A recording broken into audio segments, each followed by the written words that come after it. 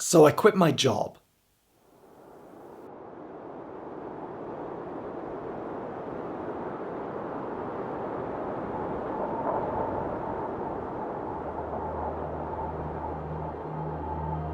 Snow. I don't remember getting snow in London last year. My favourite thing about snow is that it absorbs sound. We don't think about it, but all those hard surfaces that surround us, concrete, roads, cars,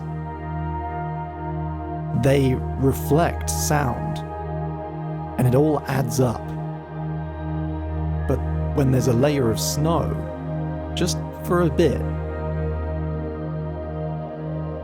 it absorbs all those reflections, and we live in a quiet little pocket, disconnected from all that activity and noise that is constantly bouncing around. I don't remember getting snow in London this time last year. Just darkness.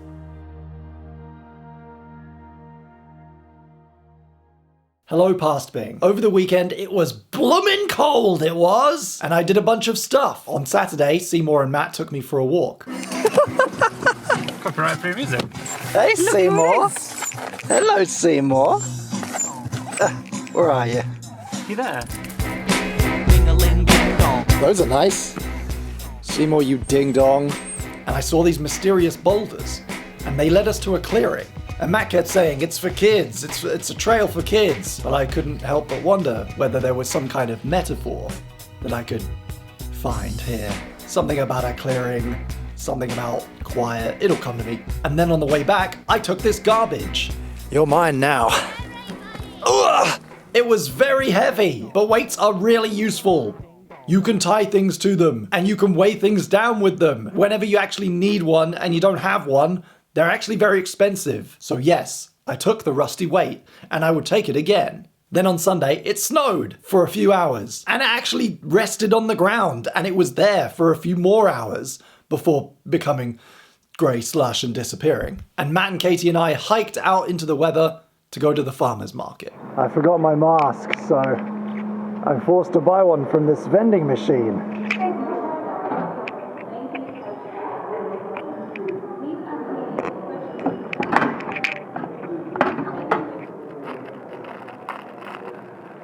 Looking fine.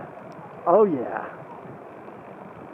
And then it was Monday, and Monday was my last teaching day.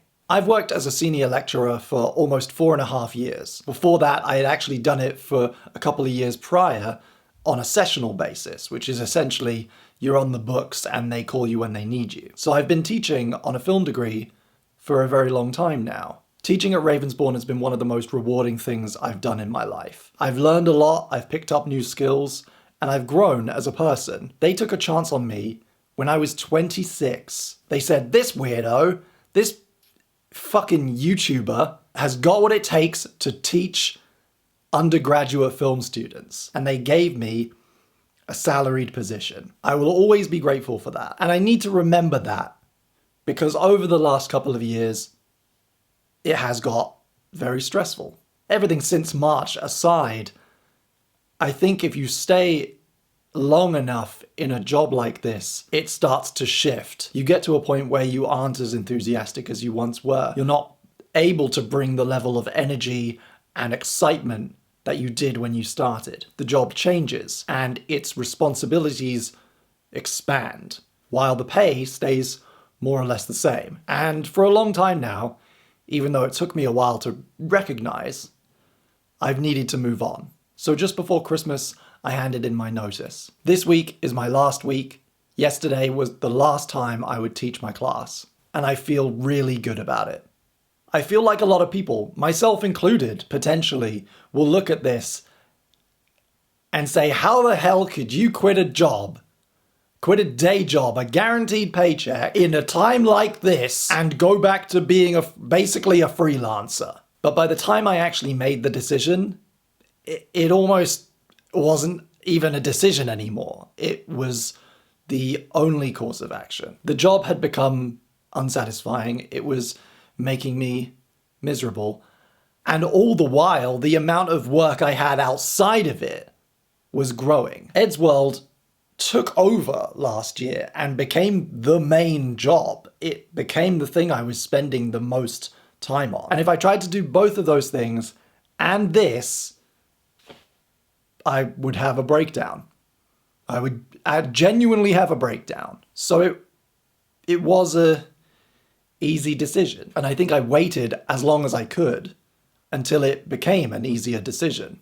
I won't have the guaranteed paycheck anymore, and I won't be contributing to my teacher's pension, but I'm not worried. And over the weekend, actually, several things happened that made me even less worried. Remember in the last Future Bing when I was talking about subscribers? Well, we hit 2,000, and then we hit 3,000, and right now, as I record this, we are at 3,994. We're about to hit 4,000. That is absolutely amazing. That's probably more people than would be watching the show if I posted it on the old channel. A bunch of people also joined the PBFB Patreon, and a few people even clicked my Epidemic referral link. And on top of that, Ed's World landed a big deal, which I helped to negotiate, and it's going to pay for the budget of the next video. So yeah, thank you to everyone who subscribed. Thank you to everyone who joined the Patreon. Thank you to everybody who clicked my referral link. Thank you to everybody who watches and supports Ed's World, because all of that happening over the weekend validated my decision.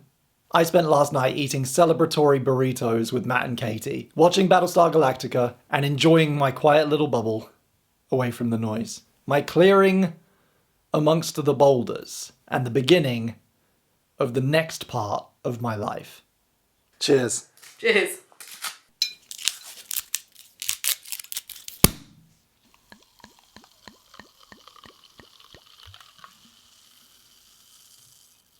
I was planning on toasting to what could be the best or worst decision of my life. But I really don't believe that second one.